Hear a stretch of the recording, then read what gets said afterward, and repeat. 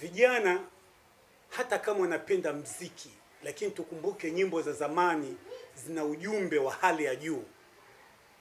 Hebu sikiliza ngoma hii ilivyotulia, afu niambie ngoma hii ulikuwa wapi ndugu yangu? Ngoma hii inapigwa, ulikuwa na umri wa miaka mingapi brother?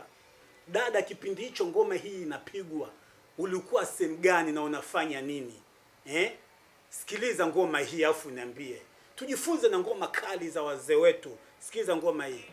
Sikiliza ngoma hii afu tujifunze. Sikiliza ngoma hii. Tujifunze ngoma hii.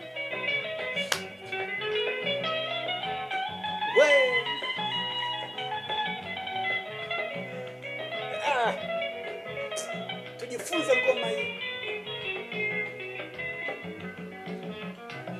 Kweli baba, maneno tumesikia, tunajikusanya tuyazungumze, tutajirekebisha, tumekubali makosa, tunapokuomba radhi, tutapata usia wako baba. Ninasema umoja, ndio baba, umoja kwenu ni nguvu, ndio baba, wala kushirikiane, ndio baba, utengano ni udhaifu, ndio baba, dunia hii ni kubwa, ndio baba, inabebana maovu, ndio baba, siko kwanza yako, mwenyewe utayaona baadaye. kweli baba, kweli baba. Sikiliza ngoma hiyo.